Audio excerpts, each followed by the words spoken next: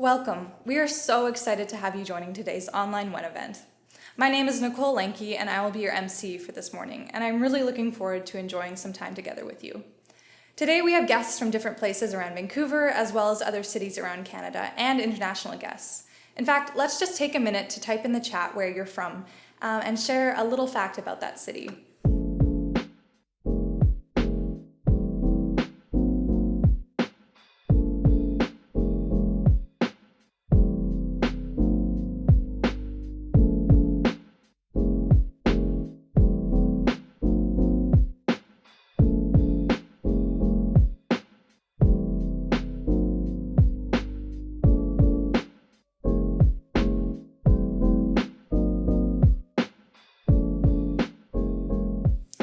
Let me tell you a little bit about WEN, or Women's Heart Engaging Network. As young women, we all have full schedules. Many of you are in school, working, and some of you may be juggling family responsibilities as well. How many of you are impressed with your ability to do so many things at the same time? And we all often wish that we had more time to connect with other women who are in the same phase of life. WEN's group was founded more than 10 years ago for exactly this reason. We are a multicultural group that puts on events like this in different languages to connect at a heart level. So let's watch a short video about WEN.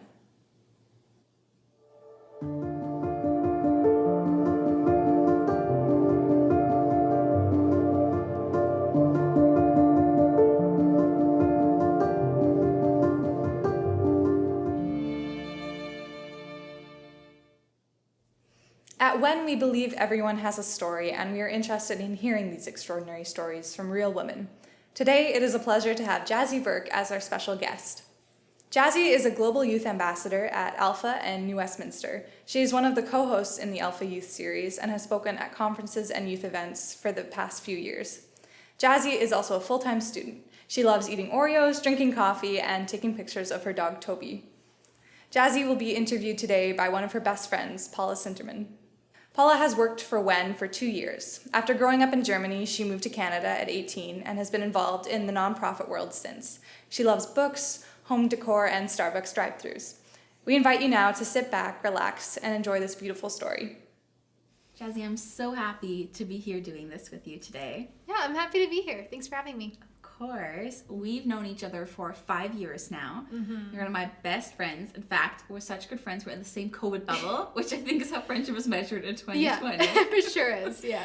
And we've had so many memories together over the last 5 years. Like that time you made me join choir. Yes.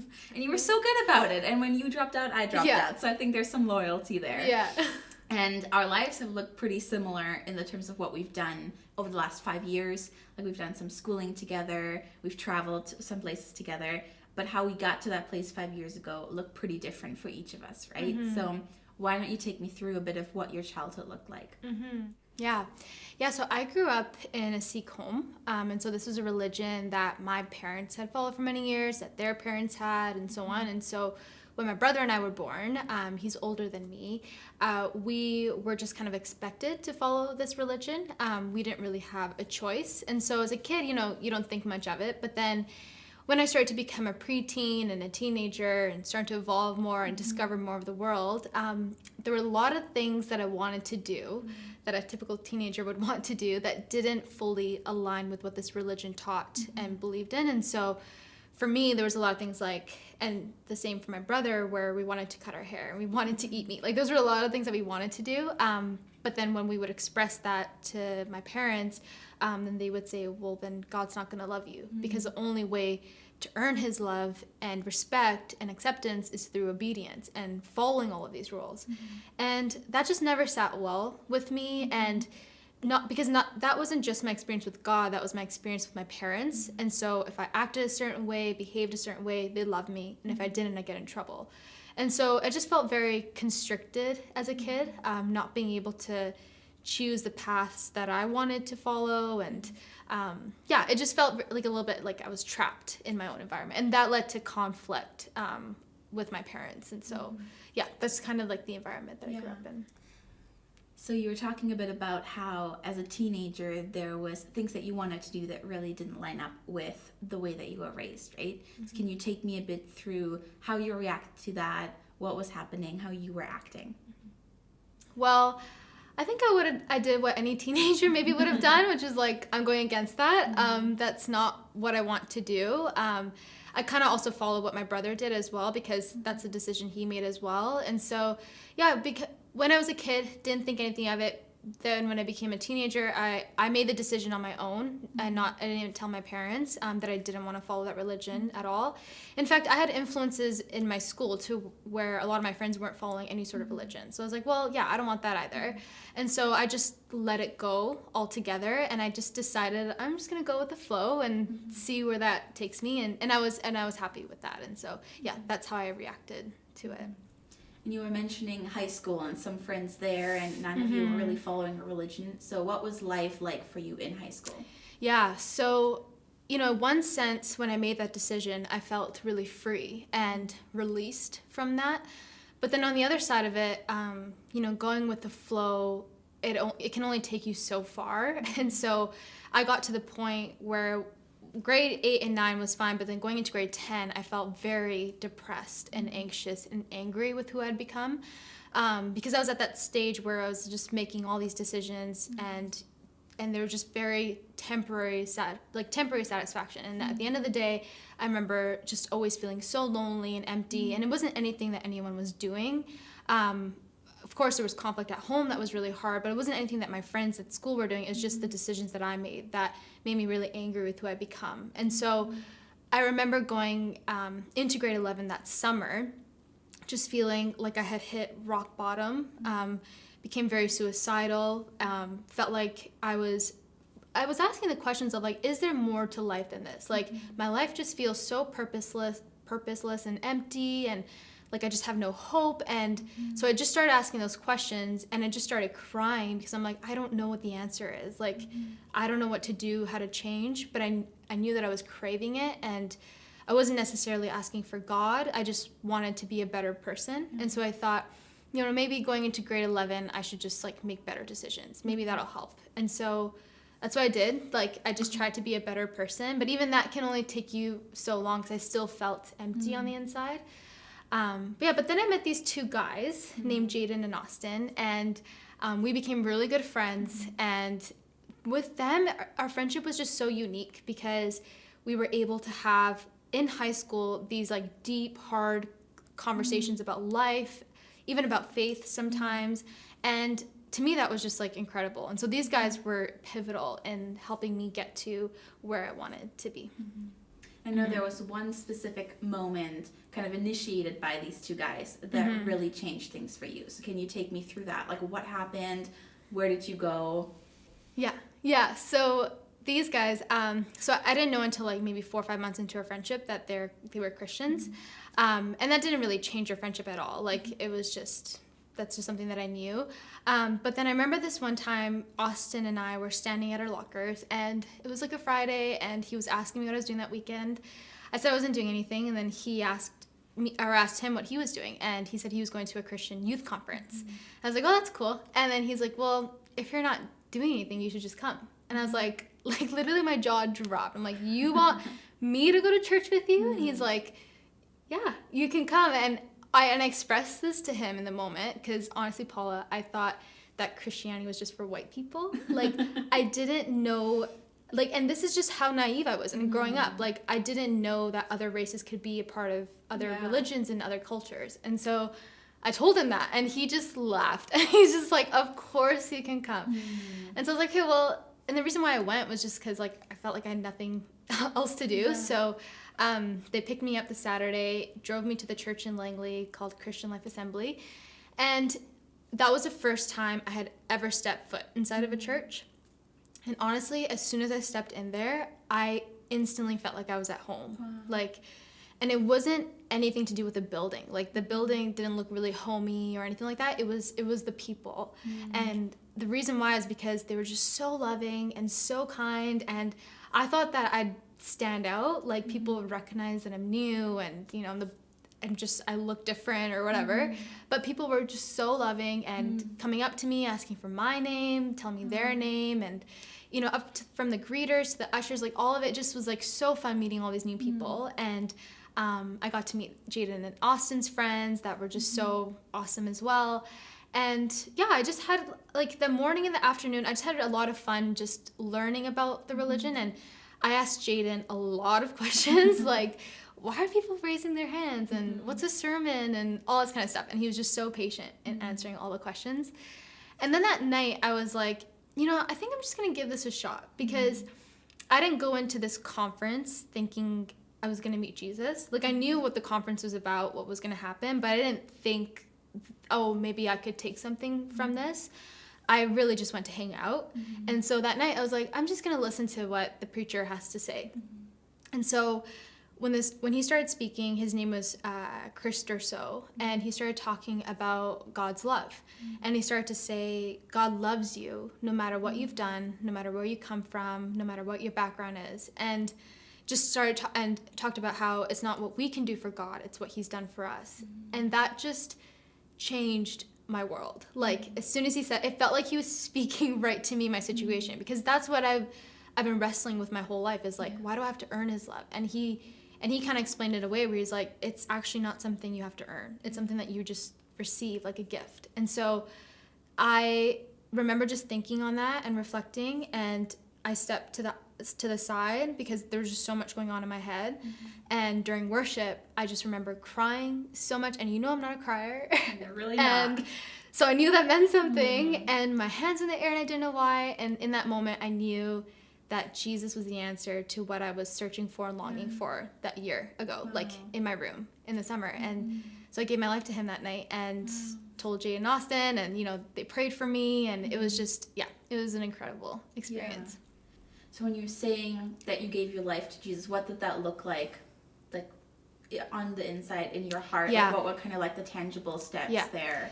Yeah, so for me, it was just asking questions in that moment where I was like, okay, something feels different, and I'm crying, my hands are in the air, what's going on? So I just started to say, God, are you real? And if you are, I want you to come into my life. I open up my heart to you.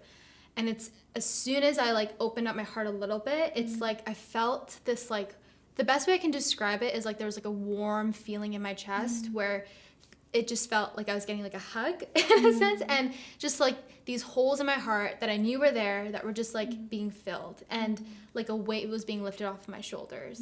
It was just this physical experience that I had, an emotional experience where I'm like, something's different here. I went into this conference feeling one way, and I left feeling different. My outlook on life had immediately changed. The way that I was viewing the world and myself, just so different. And I wrestled with that a bit. I was like, oh, I think this is Jesus. And I went home that night, and I just had all these conversations with Jada and Austin of well, what was your experience with Jesus? All that. And it just all lined up. It was very similar. And so, that's what it looked like. So that conference was quite a significant moment in your life, obviously, you're describing. And I know a lot of things changed for you afterwards. So can you walk me through a bit of new habits or new things that you implemented in your life, maybe new people that you met, what was different after? So I never used to journal, but then when I became a Christian, I was like, oh, I kind of want to write down all of these experiences so I remember it. So as soon as I started becoming a Christian, I started to journal everything about my experience with God, my thoughts, and especially all my questions, because I had tons of questions. And so I told Jada and Austin, they were like, well, why don't you come to youth with us? And we'll take you every Tuesday night. We'll drive you, all of that. And so I went every Tuesday. Sometimes I would even bus. And I met all of their friends were at that youth group as well. And so it was really through listening to the sermon, having conversations with other Christians, where I really started to grow in my faith and become more confident in my decision. I even got connected with a girl named Shelby, who's about a few years older than me. And I knew about this idea of mentorship, and I've always wanted an older person to look up to. So I expressed that to a leader at the church, and they connected me with her. And her and I went out for coffee every other week, where I would just ask her my questions and kind of talk about faith. She had been a Christian for a long time, and so that also really helped me to grow in my faith. And yeah, the more I became sure about it, I just kind of dove right in. The first year I became a Christian, I ran Alpha for my friends. I got baptized, went on a missions trip. And yeah, I just really wanted to be able to share with other people what Jesus had done in my life, because it was so real. And even on the inside, I knew I felt different. Like I still feel sad and upset and angry, all those emotions, but it was different because I knew I had this hope and faith in Jesus that oh, I'm going to be able to get through this. And even when another way that I was like so sure, oh yeah, this is real, was like my outside environment was still pretty chaotic. Like life at home was still really hard. Like it's not like when I started following Jesus, all my problems went away. Like they were still there. In fact, life at home probably got even worse. But on the inside, I still felt at peace. And so that's when I also knew that Jesus had done a real work in my life. So you kind of mentioned life at home was still chaotic, but really your personal life had kind of taken a 180 turn. So are all these things that were happening in your life, were those things that you shared with your parents? Were you really open about that? What was that relationship like? Yeah, so I never explicitly told my parents that I became a Christian. They definitely noticed on the outside things were different about me. Like I definitely was that angry, angst teenager that was like, don't talk to me, leave me alone. And I would spend majority of the time in my room, and it was just the opposite. Like I was like, I'm just gonna hang in the living room. I'm gonna talk to my mom. I'm gonna help her with this or whatever. And so she would notice those habits were definitely different about me. But I never told them the reason why was because of Jesus and became a Christian, because honestly, it was just because I was scared. I was fearful of how they were going to react and how they're going to respond. So I didn't tell them for a whole year. And that was really hard, very difficult to not be able to share with them like the greatest thing that's ever happened to me. But I really did need that year to kind of grow and be more confident in my faith, and also figure out how exactly am I going to tell them about this. And so I did. After that year, I did tell them, and like the reaction that I anticipated was just the one that I got, where they rejected the idea of me being a Christian, didn't want anything to do with it. And so we tried to make it work, but it just didn't. And so I ended up moving out when I was 18, and we didn't talk for about 3 or 4 months. And honestly, that, like, I'm not going to pretend like that was easy. That was so difficult. But I think we really did need that. Looking back, we did need that space to be able to sort out what happened, because this was brand new for my parents too. And, totally. So I totally have to understand that. And those 3 months were hard, but I still had this like faith in me, knowing God is going to reconcile my family. And the only thing I could do was pray that he would. And he did. Like by the end of the 3-4 months, we did reconcile, and we got to this place of like mutual understanding of like, okay, you're going to be Sikh and you're a Christian, and we're just going to have to roll with it. And so, it's been 5 years since that's happened, and we still have our moments, but I'm thankful that it's come to a place of understanding. Totally. Yeah, that's so good. So I know in that process you were sharing that there was a lot of fear, and that's why it took you so long to open up about it. Yeah. And it sounds like your fear was pretty valid in the reaction that you got, and then even that experience of moving out and all of that. So in that year where you were experiencing things with Jesus and a lot was changing, what made you push through the fear? Like what was on the other side of that fear that kind of had you hold on to your new faith? Yeah, there was a lot of fear in the unknown of not knowing what the outcome was going to be and all of that. But what helped me to like not just push through it, but to overcome my fear really was just my relationship with Jesus. Like I had to keep telling myself, like, Jesus isn't the source of my fear. Like me being in a relationship with him, that didn't cause a fear. It really was just the effects of and the things that would happen because I chose to follow him. Those things caused fear. And so what helped me to overcome it was by staying close to him. And practically what that looked like for me was just reading and reflecting and reminding myself of the promises of God. And so early on in being a Christian, I really just was like, what's the Bible? I want to read it all about it. And when you read through the Bible, there's all these people in history that have journeyed with God that have had so many different fears. And for majority of them, what I noticed was what helped them to overcome it was a relationship with God. And there's this book in the Old Testament, like Book of Isaiah, where God, like, I noticed he directly addresses fear a lot, because he knew that his people would experience fear. And there's this one piece of scripture in Isaiah 51, I'm just going to paraphrase it, but God is directly saying, do not fear, because I have you, because I have a tight, firm grip on you. I'm going to strengthen you. And that's the verse that I would read over myself, write in my journal all the time. And any time that I was like face to face with my fear, that's exactly what I would experience. So when I'm feeling fearful, or when I'm having a conversation with my mom and it's going sideways, like there was this like confidence and boldness in me, knowing that I was going to be okay. And that wasn't like the heavens opened up and an angel came down and was like, here's God's strength, like take it. It just was a decision that I made, that I'm going to choose to trust God more than the thing I'm fearing right now. And someone once told me that God's not looking for your strength, he's just looking for your surrender. So surrender your pain, surrender your fear, surrender your worries, and in exchange he'll give you his strength. And that's just my experience in overcoming fear, was surrendering all that I had and all of my fears, and in exchange I'd get his strength, and that helped me to overcome. So it sounds like that was a really big process, obviously, for you, and something that took up a lot of your brain space, a lot of your life. And I know there was some really key people kind of helping you also through that process. So can you share a bit of like, in the midst of that process, how did you really find your place and figure out who you are and what you believe? Yeah, I would say that's still ongoing. I feel like at 23, it would be foolish of me to say that I know who I am and where I am going and all of that. So I'd say that process is still ongoing, but what helps me to stay focused on who I'm becoming, where I'm going, how I'm finding my place, the first thing would just be staying close to Jesus. Like, I know that can sound cliche, but he really is the foundation of my life. And I don't want to go anywhere that he's not leading me or he's not guiding me. And so I know that as long as I stay close to him and his word, I'm good. And so for me, some people have said, forget what your past was like before Christ, like before, like, all of that. But I choose to remember how broken I was and how lost I was, and how Jesus has redeemed every area of my life, because that helps me to stay focused on who I am, who I'm becoming, and where I'm going. Because I know I don't want to be there, what my life was like before Jesus. Like, that's not where I want to go. I want to go the other way.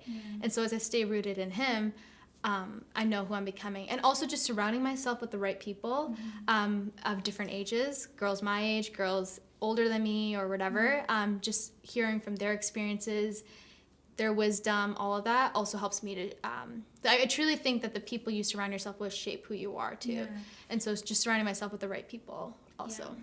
And I'm sure that transitioning kind of from one religion to another faith and having so much life change, it would really mean a loss of community of sorts, right? As you're going through all these changes. So what helped you find community kind of in your new faith on the other side of that?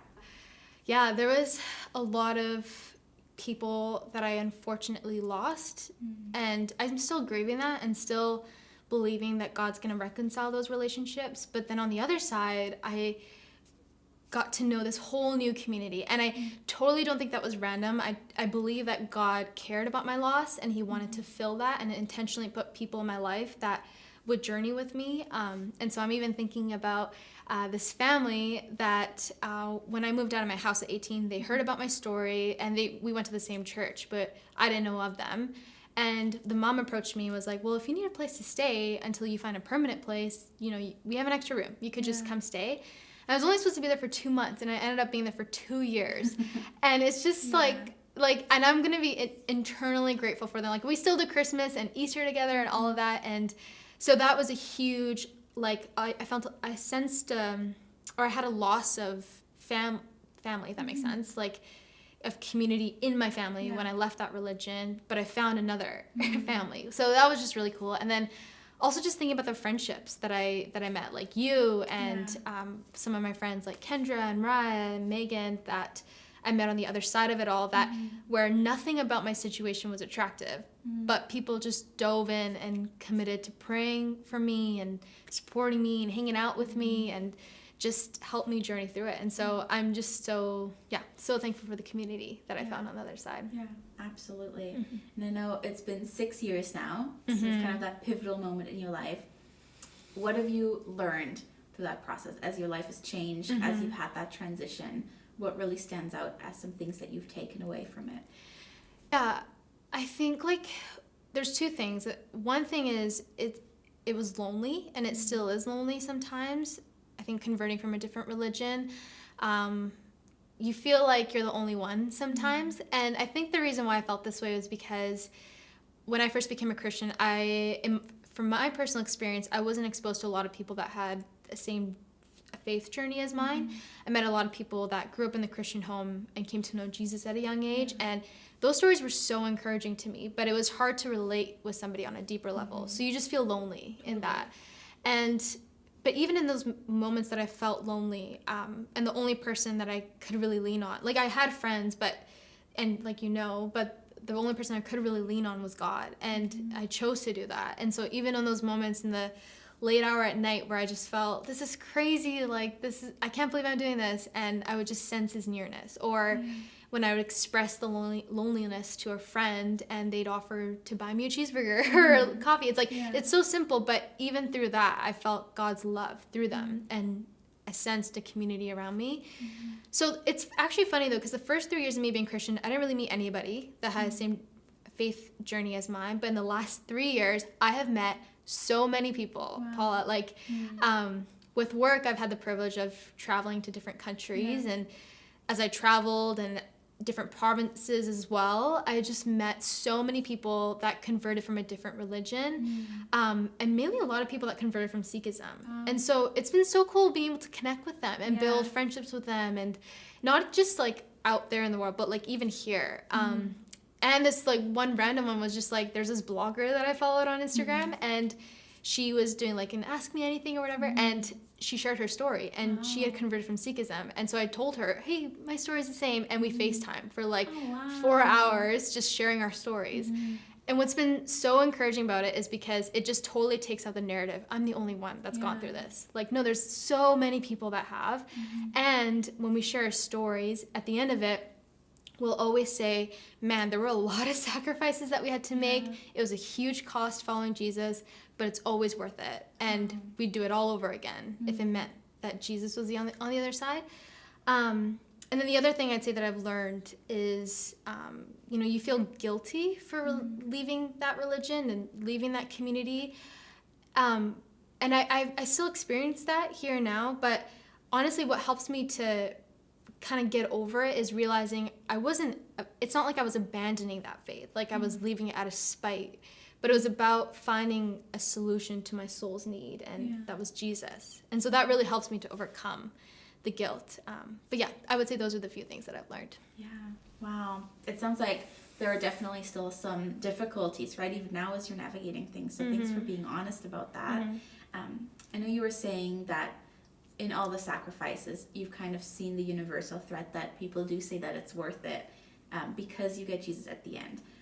But I'm curious to know if that's like, if you always think that, or if there are moments when you kind of, when you do doubt, like, was this the right decision? And you think maybe like, should I convert back? Should I just turn my life back around? Like, do you ever have those moments of doubt?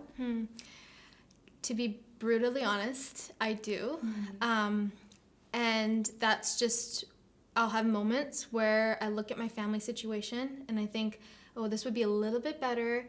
On days where it gets really hard, where I'm like, I could have avoided this if I stayed in that faith, if I was a Sikh. And honestly, that it just happens. You have those moments where you do doubt because it's not easy converting from a different religion. And I think a lot of people recognize that. And, for the first few years, I would tell myself, no, it's fine. But now as I'm being more honest and transparent about what that experience was like, I do sometimes. But I have to quickly snap out of it because I know that it's far from the truth.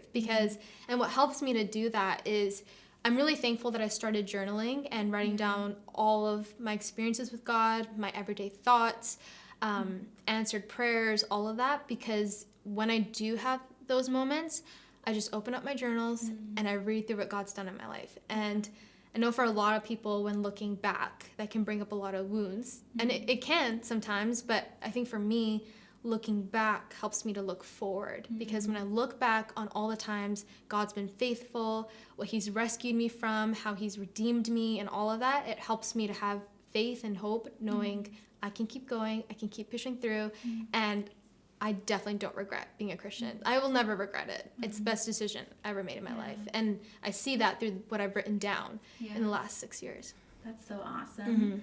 I know that throughout your journey, there's been a verse in the Bible and a psalm that's been really important to you and helped you carry it. Do you want to share that with us and read that out? Yeah, I have it. I'll just pull up my phone. I should have brought my Bible. That probably would have been better of me.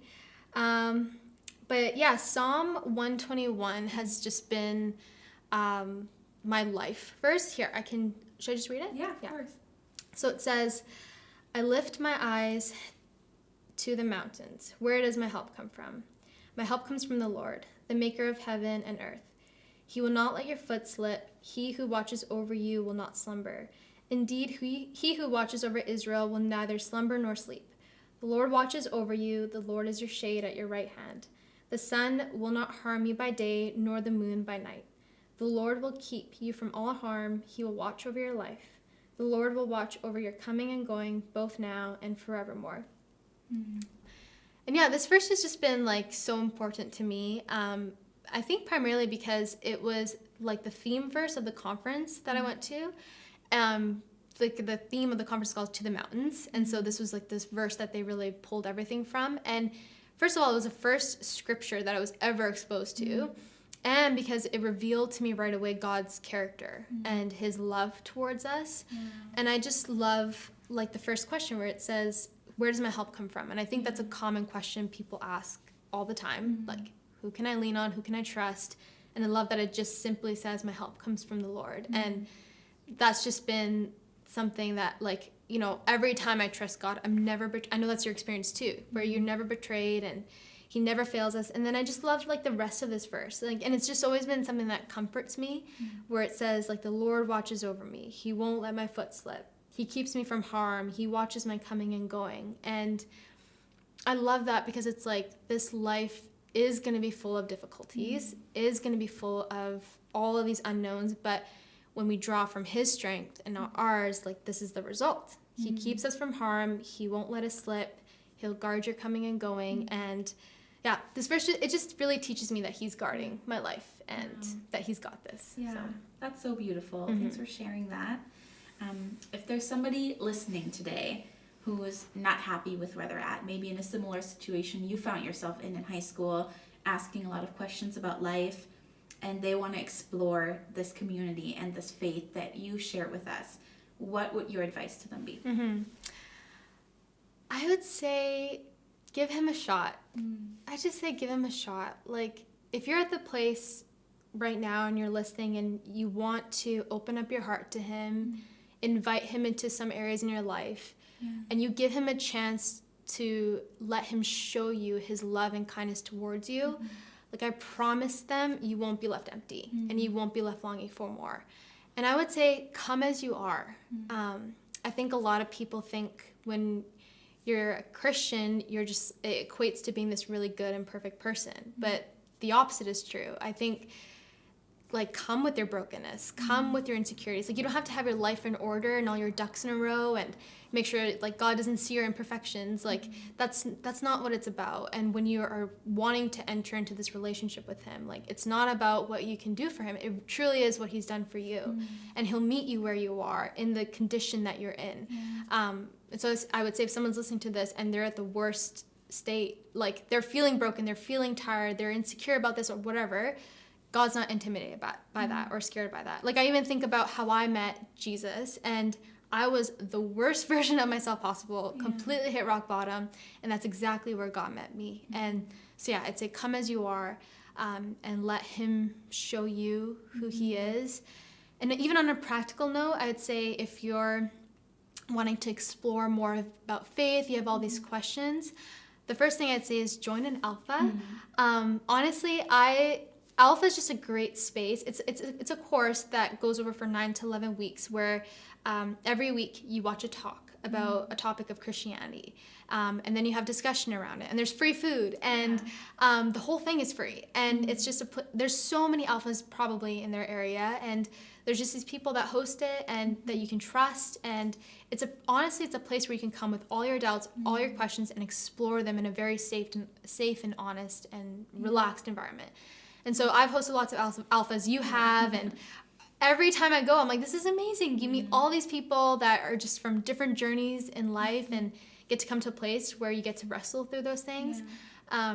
I'd also say talk to a trusted friend, like someone that's been a Christian for a really long time, that you could go out for coffee, hear their story, ask questions.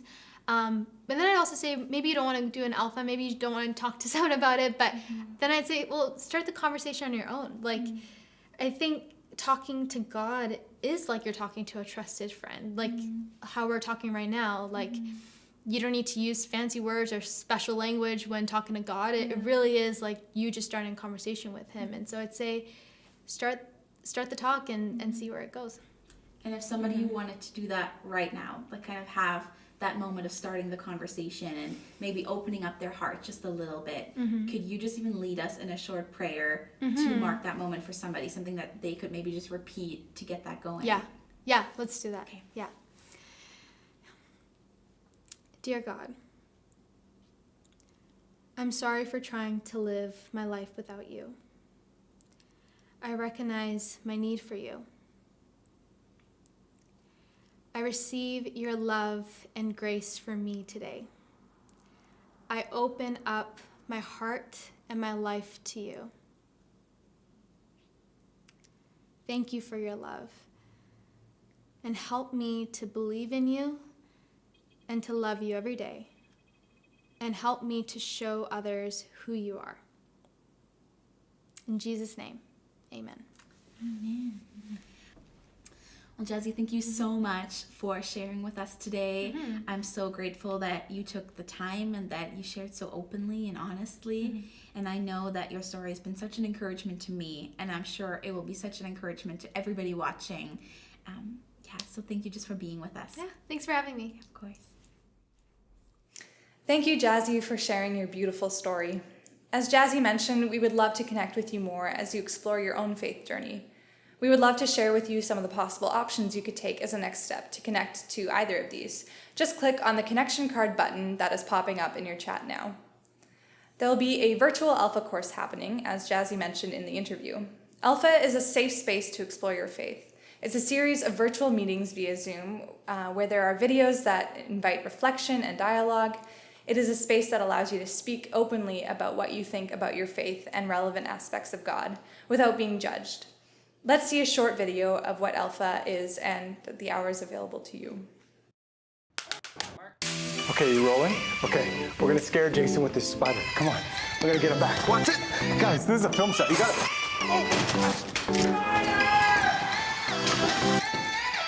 Tons of things happen in our lives every day.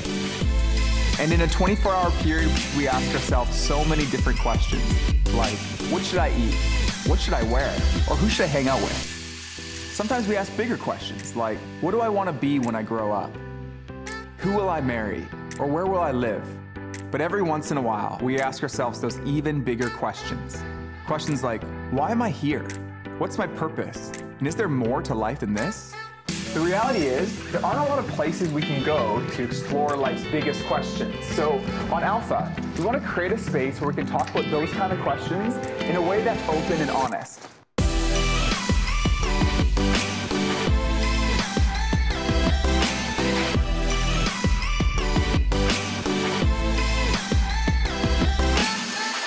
In each one of our hearts, it's like we have a happiness bucket that we're constantly trying to fill. It can sound like this. If I just had more money or nicer clothes or a new girlfriend, then I'd be happy. The nights would come and the girls would be gone. Like, it'd be just me, me and I guess God, right? And I'm like, okay, there's definitely more to life than this. Like, I just want, and you don't get anything. There's this deeper, even spiritual hunger that we're all trying to satisfy. As someone who grew up in an atheistic home, I wasn't just going to accept what he was going to say. So I was like, okay, did this actually happen historically? What's the evidence? I'm not going to just buy into something because I get swept up in the emotion of it. You have approximately 570,000 hours left to live, and we want to invite you to spend less than 24 of them with us on Alpha.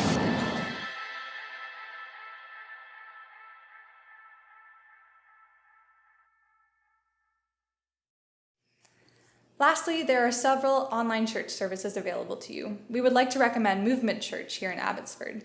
They're a church that is young and open to people who are exploring what faith means. They meet every Sunday via Zoom at 5 p.m. PST. Again, to connect with either of these groups, simply fill out the Connect card link that is appearing on your screen now. Filling out the Connect card will also allow us to let you know when we have more events like this one and provide opportunities to connect with you. We also leave a space on the comment card for you to leave your opinions and some feedback for our speaker. Well, our program is now over. It has been such a pleasure to have you all here today.